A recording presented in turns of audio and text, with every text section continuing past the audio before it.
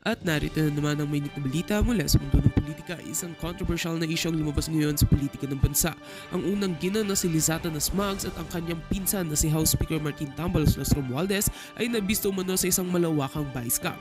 Ayon sa may impormasyon mula sa source sa loob ng Malacanang, may mga aligasyon ng hindi tamang transaksyon na kinakasangkutan ng dalawang mataas na opisyal na nagdulot ng mga tanong sa kanilang kredibilidad. Puno ng galit at kabiguan ng reaksyon ng mga mamamayan at isang mambabatas matapos lumabas ang balitang ito.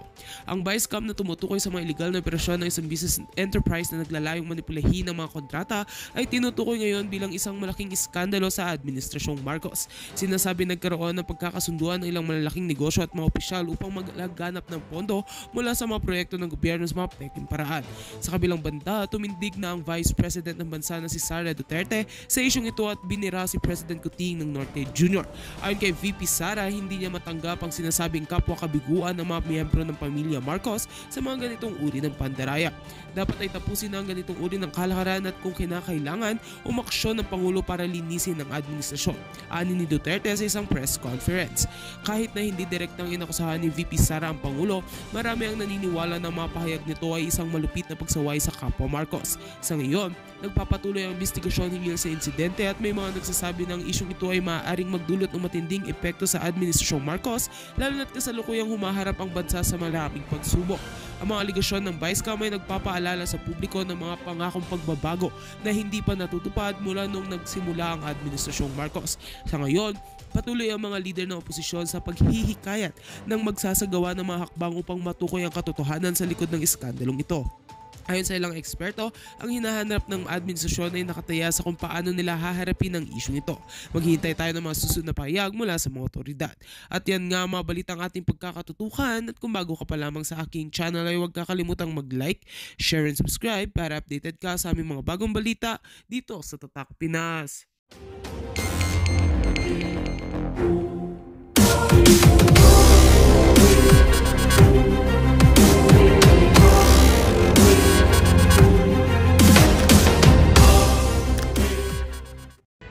Ng Vice-Presidente, taken out of context ang mga binitawan niyang pahayag.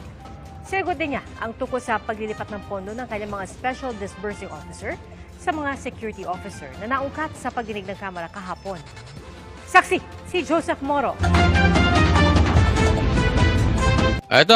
Mamayang konti ha. Pag-usapan natin ha. BBM, inaming gumagamit. Gumagamit ng pinagbabawal na gamot. Mamaya pag-usapan natin yan ha. May kinausap na ako na tao. Sinabi ko sa kanya, kapag pinatay ako, patayin mo si BBM, si Lisa Araneta, at si Martin Romualdez. No joke. Pag namatay ako, sabi ko, huwag ka tumigil hanggang hindi mo mapatay sila. Alam mo, may nagkomentaryo dito na mga tanso. Mga tanso ang komentaryo nila. Parang mali ata raw si BP Sara. Sabi niya, pag namatay daw siya, patayin si Marcos, si Tamba at saka si Lisa. Patayin na siya eh. 'Di ba? Kung ikaw naman daw ang papatay, bakit mo pa raw susundin si BP Sara patay na? 'Di ba? Yun yung sabi nung isang tanso na hindi ko alam kung vlogger yun o sinto-sinto. Basta hindi ko maintindihan ano na kung ano na yun. Basta huwag na natin intindihin kung sino yun. Basta yan ang kanyang patay na bakit mo pa susundin? 'Di ba? At saka, kung patayin na si BP Sara, sino magbabayad doon sa papatay? Doon sa papatay kay Marcos, kay Tamba at saka kay Lisa. Alam mo yung ganong komentaryo? Alam nyo kung bakit nila nasasabi yon? Kasi po, sila po ay nasanay sa traidor. Traidor yung bossing nila. Kaya para sa kanila, isahan. Ang buhay sa mundo ay parang isahan. Kailangan maisahan mo yan. Kailangan maisahan mo to. Patay ka na Di wala na akong pakialam sa'yo. Ganon. Yung kasi yung mundo nila. Yun yung ginagalawan nila Traidor. Pero kasi, alam mo, sa mga Duterte, word of honor yan. Pag nagbitaw ka, you make sure gagawin mo. Ganyan ang mga Duterte. Pag nagbitaw sila, mangyayari. Pag sinabi nila, Susugpuin natin ang adik, susugpuin. Hindi ibig sabihin na nag-fail sila dahil hindi naman naubos ang adik. Pero significantly, sa lahat ng naging presidente, Duterte lang ang nakasolve ng drug addiction sa Pilipinas. Ganun ang totoo. Diba? Pinakamababa ang corruption, panahon ni Duterte. Ibig sabihin, hindi mo kailangan sisingilin ka basta't nangako ka, tuparin mo. Eh hindi katulad ng boss nila. Tinulungan maging presidente, trinaydor si BP Sara. Tinulungan ni Pastor at ng SMNI, trinaydor si Pastor. Traidor kasi sila eh. Kaya itong kanilang kulto, ang pag-iisip din, isip traidor. And then he said yes. Kasunod ng pahayag nito, noong madaling araw ng Sabado, pinaharap ng National Bureau of Investigation. Eto na, pinahaharap na. Si BP Sara sa Biyernes. Biyernes na po, eto na. O, may sabpina na si BP Sara at huhulihin si Sara. Pwedeng walang warrant of arrest. Ito po ang kanilang sikreto. Si Vice President Sara Duterte sa Biyernes. Base sa sabpina ng NBI, pinagpapaliwanag si Vice President Sara Duterte para sa posibleng reklamo ng grave threats at paglabag sa anti-terror law, batas na pinirmahan ng kanyang mismong amang si dating Pangulong Rodrigo Duterte noong taong 2020 lamang. Kung may schedule ng pagdinig sa Kamara ang bise, pwede raw siyang magpadala ng kinatawan para i-reset ang kanyang pagharap sa NBI. Kailangan niyo pa siya? Sana po, mas maganda kung mismong yung Vice President na pupunta. This will be a fair investigation, impartial. Nako, sabi niya, this will be fair investigation and impartial. Eh may mga nagsasalita na mga taga-NBI eh, na na yung ginawa ni BP Sara ay threat, death threat. Paano naging impartial? Eh may desisyon na yung mga kasamahan nyo. Lumalabas na sa media. Na threat nga yung ginawa ni BP Sara. Paano impartial doon? Naglolokohan ba tayo, sir? Pambihira. Kayo ba naniniwala kayo sa magiging impartial yung investigasyon na yan? Eh, yan din ang sinabi ng Kamara, impartial sila eh. Para sila sa katotohanan. Di nga. Impartial. Mabigat ang kaso ng paglabag sa Anti-Terrorism Act dahil ang mga masasaklaw ng ilang partikular na probisyon Tignan mo. Eto ngayon ang ipapasok nila, Anti-Terrorism Act. ng batas pwedeng hulihin ng law enforcement agent o military personnel nang walang warrant of arrest at idetene ng hanggang 14 na araw bago iharap sa korte. Pwede pa itong i-extend ng hanggang 10 araw kung kinakailangan. Kung hindi raw Yan ang delikado. Eto na tayo. Ito na yung posibleng pumasok ang batas militar o batas police law, no? Parang batas police na tayo kasi ang isasampa rito kay BP Sara ay posibleng terrorism. Isipin mo, ang daming terorista sa bundok, hindi nila pinagpapapansin. Yung iba nga daw nakapasok sa kamera, di umano. Terorista, makakaliwa, hindi nila pinapansin. Tapos ito, ganyan ang ginawa nila kay Taebes di ba? Terrorism. Bakit? Kasi pwede kang hulihin ng walang warrant. Yan ang plano nila kay BP Sara, pwedeng hulihin. Pwede nilang pagtagalin. Ibababad na yan dyan. Kita mo yung ginawa kay Atty. Lopez, contempt lang yun. Wala ngang warrant yung ginawan lang nila ng paraan yun. Tapos in-extend. Posibleng ganyan ang gagawin kay BP Sara. Terrorism. Ganyan ang ginagawa nila sa mga kaaway ng gobyerno Ganyan ang ginawa nila kay Pastor. Ganyan ang ginawa nila kay Atty. Roque. Yung kila Sara, kila Tebes, terrorism. Kila Atty. Roque, kila Pastor. Ano yung batas na yon? Yung human trafficking naman. 'Di ba? Bakit? Walang bail. Yari ka talaga doon. Ganun ang mga pinipili nila. Hindi sila naghahanap ng katotohanan. Para sa kanila, may inusgahan ka na, bahala ng korte, but for the meantime, nakakulong ka para manahimik ka. Ganun ang style. Tahimik kayo, basta kami, para kami, haya-hayang buhay. Pagdating ng 2028, Prime Minister si Tamba. Si BP Sara nagsabi niya, hindi ako ha. Eh, yung convicted niya, nag-iimbestiga pa. Ano ang sinabi ni ano? Sino tong sa party list ng Duterte party list? Eh, nasa loob nga ng kamera mga makakaliwa. O, yan ang terorista. Hindi umano. Diba? O, bakit ganyan?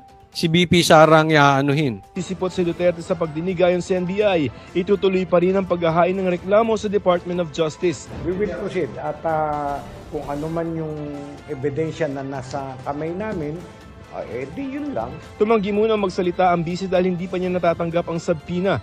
Pero kaugnay sa mga binitawan niyang pahayag noong Sabado, taken out of context daw ang kanyang sinabi. There is absolutely no flesh on the bone. Nako, BP Sara, huwag kang magsasalita ng flesh on the bone. Kasi yung iba nagbobo-bobo. Ako hindi ako naniniwala na bobo yung mga yan. Nagbobo-bobohan para yung sinasabi ni BP Sara na ma-take it out of context. O yung flesh on the bone. Oh, nako, binanggit-banggit mo yun. Baka sabi, papatayin. Flesh and bone na yung binabanggit. Ganyan sila. Nagbobo-bobohan. Bobo nga ba? Dahil kinain ng droga utak, nagtatanong lang, huwag kayong magagalit ha. Pero hindi ako naniniwala na bobo yung mga yan. Lahat lang talaga gagamitin nila para siraan ang mga Duterte. Kita mo nga, ito nga, sasabihin niya. Wala naman siyang binanggit na assassination, binabanggit nila. Sinasama sa narrative para magkaroon ng kwento. Ay, si BP Sara terorista. Ay, si BP Sara ipapa-assassin si Marcos. May ganon? Wala namang ganon eh. OA lang yung speech ni Marcos. And despite the absence of a reliable investigation, authorities were quick to consider this a national security concern. Ayun na nga di ba? Sabi nila magiging patas hinusgahan na nga na death threat yung sinasabi ni BP Sara. NBI, Mangyayari lang naman daw ito kapag pinatay siya. Tossing the word assassin. Pakicheck. May sinabi ba akong assassin doon? Wala, OA lang sila. OA lang yang Marcos! Wala. So nilalagay nila doon sa narrative nila, assassin. And nilalagay nila Para maiba kwento. Tandaan natin, ang sinungaling ay kamag-anak ng fill in the blanks. sa narrative nila, murder plot. Mm-hmm. My question now to the administration, is revenge from the grave a crime? Hindi, kasuhan nila. Is revenge from the grave a crime? O, di ba? Di kasuhan nila yung patay. Kasi, pag napatay si BP Sara, papatayin yung tatlo. Yung tatlong itlog, papatayin. Kung papatayin si BP Sara, yan po sinasabi nila threat. Meron ako napanood sa kabilang channel, yung channel na ang mga host ay sobrang sarcastic. Ang sabi nung isang bugok, parang ano yan it's either you are pregnant or you are not pregnant. Hindi ka pwedeng half pregnant at hindi ka pwedeng half pregnant. Dapat pregnant or hindi ka pregnant. Ganun lang. Sabi nung isang komentaryong laging sarcastic, yung nakaganon yung mukha.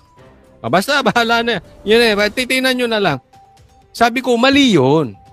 Mali yung analogy niya. Kasi yung kay BP Sara, papatayin lang naman kung namatay siya. Ibig sabihin kasi, may threat ang unang threat ay nasa buhay ni BP Sara. Yan ang hindi ko maintindihan. Bakit hindi nila maintindihan? Ang nagbibigay ng threat ay hindi si BP Sara, kung hindi si Marcos, si Tamba, at si Lisa. According to BP Sara. At naisahan sila dyan ni BP Sara. Alam nyo kung bakit? Alam nyo kung bakit naisahan sila ni BP Sara? Binulgar niya Hindi na siya pwedeng papatay nung tatlong itlog. Hindi na. Tama yun. Pag may death threat kayo, ibulgar nyo. Para mangilag. Kasi pag namatay si BP Sara, wala nang ibang papatay sa kanya, according to her, kung hindi yung tatlong bugok. Ayun, paano siya papatayin ng tatlo? Hindi na siya mapapatay. Yeah? So naisahan niya yan. Pero ang unang nagbigay ng threat ay yung 3. Hindi po si BP Sara, according to her, kasi alam niya papatayin siya. Ngayon nga aalisan ng security, di ba? Ganun katindi, aalisan mo ng security, papatayin mo yan. Oh. Pag tiningnan po natin ang pagkakataon na yan, binabaliktad lang nila eh. Di ba? Alam mo, yung sinasabing it's either you're pregnant or you're not pregnant, yung sabi ng komentaryo, hindi pwedeng half pregnant. Alam mo, mali yung kasi yung gagawin kay BP Sara ay illegal in itself. Halimbawa, may papasok sa bahay ko. Sasabihin ko, pag may pumasok sa bahay ko, sasaktan mo. Halimbawa, ang mga anak ko, papatayin kita. Papatayin kita talaga. Bakit ka papasok sa bahay ko? Trespassing yan. Pangalawa, bakit mo sasaktan at gagalawin yung mga anak ko? Natural sa isang tatay, papatayin ka. Ngayon, sisisihin mo ba yung nagsalita ng ganon? Hindi.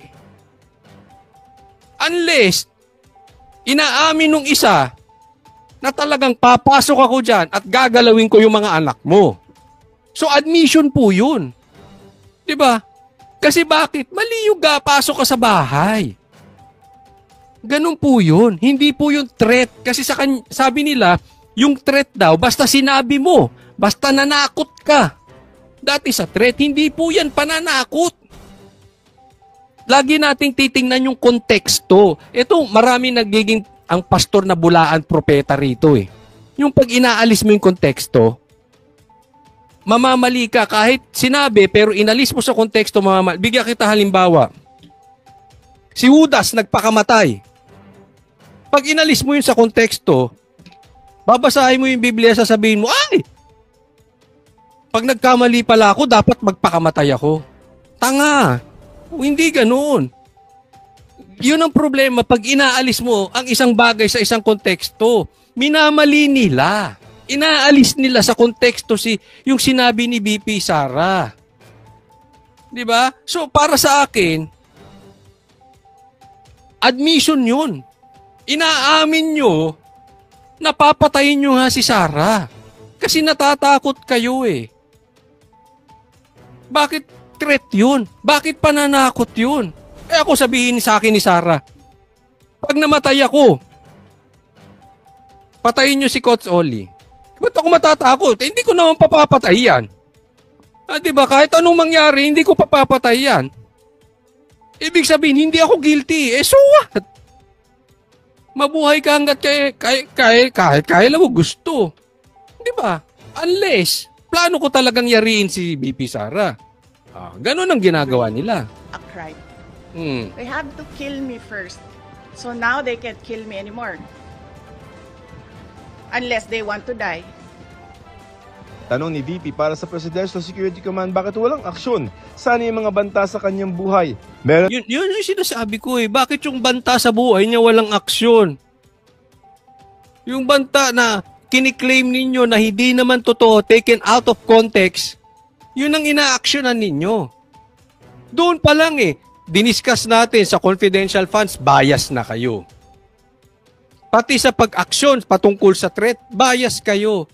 Paano pa kayo pagkakatiwalaan ng tao? Mga bias kayong lahat. Daw siyang listahan ng mga banta, bagamat di niya ito idinitalye. Hindi ko na ini-expect yan, ma'am, sa PSC. And hindi ko rin tatanggapin, ma'am, at this point, kung magdadagdag sila ng mga tao dito. Kasi hindi na natin alam kung non-partisan ba yung idadagdag nila. Not necessarily coming from PSC, ma'am. No, I don't trust anyone right now. Sabi, siyempre, di ba? May death threat nga kay BP Sara, tapos papalitan nyo ng security, tapos sino ngayon ang may death threat? Si Marcos ba? Si Sara? Papalitan ba yung security ni Marcos? Ikaw ba? Papalitan na security mo, papayag ka na ang magpapalit ay yung sinasabi mong papatay sa'yo. May loko-loko ba ako? Ay, papatayin ako niyan. Sige, bibigyan kita security, ha? Bantay sa lakay yan. Ano ka ba? Naglolokohan ba tayo? Ng bise gagawa na ng legal na hakbang ang kanyang Chief of Staff na si Atty. Zuleika Lopez matapos ma-extend ng 5 araw ang contempt order laban sa kanya. Nasa Veterans Memorial Medical Center pa rin si Lopez, gayon din ang Special Disbursing Officer ng OVP na si Gina Acosta na tumaas ang presyon sa pagdinig kagabi. Nanginginig po, ma'am. Bakit po kayo nanginginig? Kasi po, Isa pa ito. wala po talaga akong alam Kasi kung sino po talimuhan yun, tong si babae na to eh. Kukoy Villamin, si Grace Piatos po. Kasi po, si Sir La Chica po ang nasa ground po. Siya po ang nagpipipirma. Nag-base na lang po ako. Kasi binalik niya sa akin na acknowledgement receipt po, ma'am. Pero ma'am, yun po yung trabaho nyo as a Special Disbursing Officer. Yes, ma'am. Yes po. Attorney, alam mo ibig sabihin ng confidential funds? Alam mo, pag binubulgar nyo confidential funds, ha? Nilalagay nyo sa danger ang mga taong... Kasi ginagamit yan eh. Posibleng yung ibang tao nandoon ginamit para makapunta doon at maging espiya doon sa mga nagdodroga, doon sa mga makakaliwa, doon sa mga NPA, mga terorista, makakaliwa, ma'am. Tapos papaamin nyo kung saan yung confidential funds. O diniyari nyo yung nasa loob. Loko-loko ata naman kayo. Kaya nga ako, kaya mo bang tanungin si Marcos? Na-discuss natin, magkano confidential funds si Marcos? Pero may utos po ang aking boss, ma'am, na i-release ko po kay Sir La Chica, ma'am.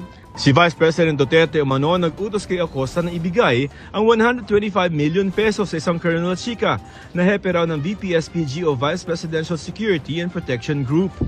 Sa DepEd naman, ang disbursement officer noon na si Edward Fajarda, inaming ibinibigay niya ang confidential funds sa isa namang Colonel Dennis Nolasco. Bagay na di raw tama ayon sa ilang kongresista. Sa huli, it is a command responsibility at talagang nakikita naman natin na lahat sila ay sumusunod lamang, no? Ito yung sinasabi ko sa iyo. Napaka-bias nila eh. Napaka-judgmental. Una, hindi naman sila dapat nanghuhusga. Nandiyan sila para gumawa ng batas. Tapos magbibigay sila ng komentaryo na ganyan. Eh di ano nangyari sa kanila? Nanghuhusga sila. Hindi nyo brad trabaho magdesisyon kung sino ang may kasalanan at kung sino ang tama. Pala desisyon kayo, ang trabaho nyo gumawa ng batas. Tapos sasabihin nyo hindi kayo bias. Sasabihin nyo para kayo sa Pilipino. Para kayo sa Pilipino o para sa sarili nyo? May sarili kayong agenda. O may kasunduan kayo? Nagtatanong lang. Sa utos ng ating Vice Presidente. So sa huli, kung may makitang mga paglabag sa batas, kung may makitang kailangang may managot, kailangan akuhin, no, ng ating Vice Presidente ang pananagutan dito sa pagkukulang. That could be malversation proper or worse, plunder. Kasi hindi, sabihin nyo na, adik si Sara, mamamatay si Sara, si Sara pumatay kay Rizal, si Magellan pinatay ni Sara. Yan naman ang punto ninyo eh. Ako sa inyo, madaliin nyo na. Kung gusto nyo ipa-contempt si Sara, huwag kayong matakot. Kung gusto nyo pa-impeach si Sara, gawin nyo na, huwag nyo na pagpatagalin. Kung gusto nyo ikulong si Sara, ipakulong nyo na. Eh kasi kahit naman anong awat, kahit anong paliwanag sa inyo, hindi, yung utak ninyo, fix na. May desisyon na kayo eh. Kaya nga sabi ko, drama-drama na lang yung investigasyon na yan. Kahit anong sabihin ni BP Sara, hindi kayo maniniwala. What the heck is that investigation for? Sasabihin nyo naman, in aid of legislation. Eh, ba't kayo nagde-decide kung tama si Sara o mali? Di ba? Di sana sabihin nyo, hindi. Hindi na kami para humusga kung sinong tama o mali. Gagawa kaming batas. Eh, obvious eh. Sa bibig nyo mismo, lumalabas na bias kayo. So, ipakulong nyo na. Huwag nyo nang pagtagalin. Nag-aantay rin ng taong bayan eh. Pasa po ito sa 50 million. pag yung budget ay ginamit nyo po sa iba, Ang no titino. matter how lawful it is, Ang lilinis that nyo. is technical malversation. Pinayagang makauwi ang 4 na OVP staff na dumalo sa hearing kahapon. Sabi ng mga kongresista, umaasa sila Sabi ng mga matitinong kongresista, yan. Ang titino niyan, ang titino. Ang lilinis niyan. Lalo rin sa susunod na hearing sa Biyernes, ang mga na-ospital na sina Lopez at Acosta, gayon din si Vice President Duterte. Sa panayam sa bise kanina, itinanggi ni VP Sara na binabantayan niya ang mga tauhan niya sa ospital para hindi makapagsalita ang mga ito. Laban sa kanya, tinanong din siya tungkol sa paglilipat ng pondo ng mga SDO sa mga Binabaliktad pa si VP Sara. No?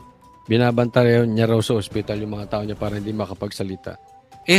Halos nagmamakaawa na nga at halos lumuhod na si Atty. Lopez na wag siyang iwanan ni VP Sara.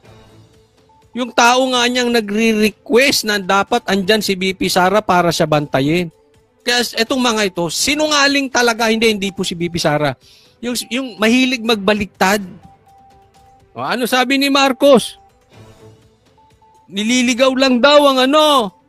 Sino nanliligaw? Kayo nga. Ang hilig nilang baliktarin. Hindi nyo nakita halos magmakaawa na si Atty. Lopez para wag umalis si VP Sara. Tapos sasabihin nyo, binabantayan yung mga tao para wag magsalita.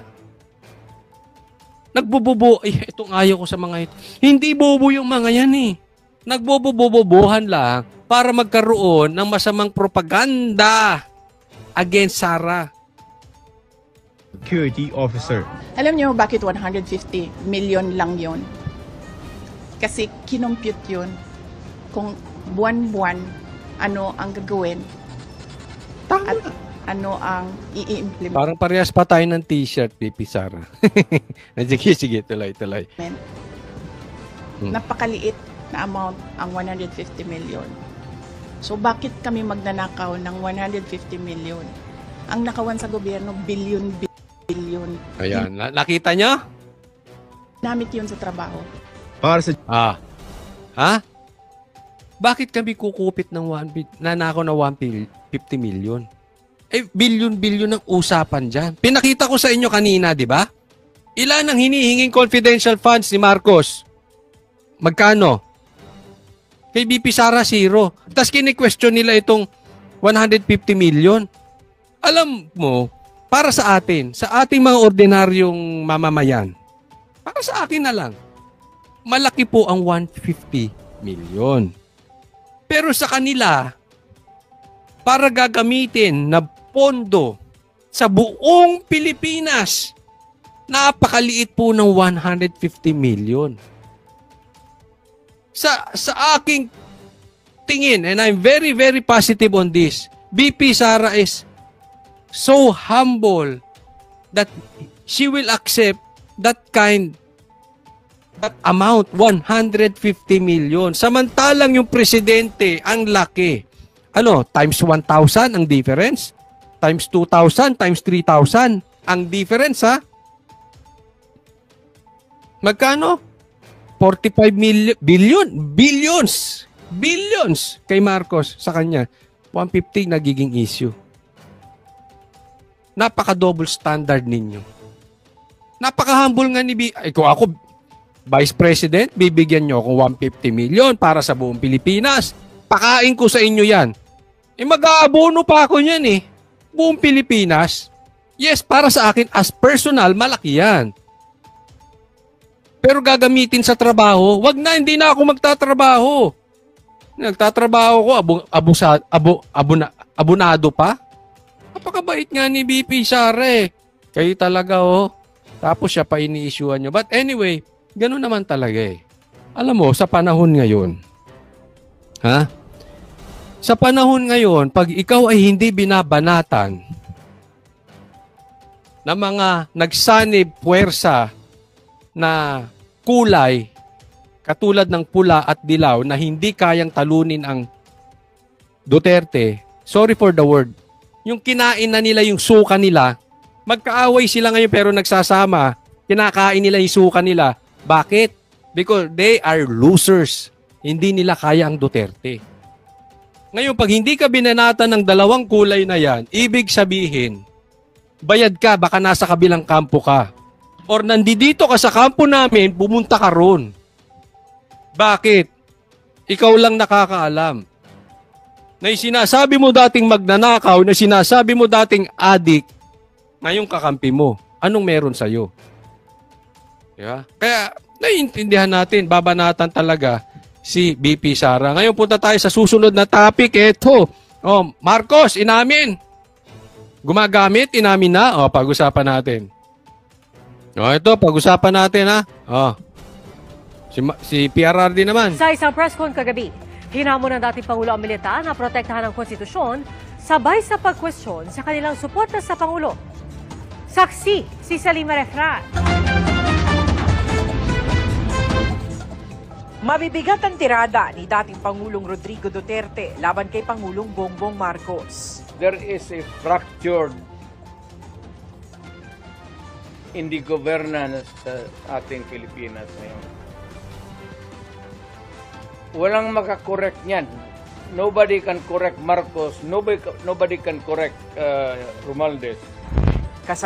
Oh, ito yung sinasabi. Walang makakakorek kay Marcos, walang makakakorek kay Martin kung hindi military lang.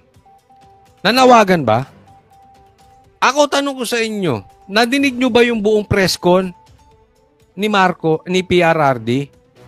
Nanawagan ba siya? Sa katunayan, binabara pa nga siya eh. Sinasabi, nananawagan ba kayo? Hindi. Sinasabi lang niya, ang makakakorek dito sa ating bansa ay ang military. Wala nang makakakorek kay Marcos, wala nang makakakorek kay Tamba. Tanong, tama ba o mali yung statement ni PRRD na yon? Na walang makakakorek. Kayo mga nanonood, kaya nyo korek si Marcos?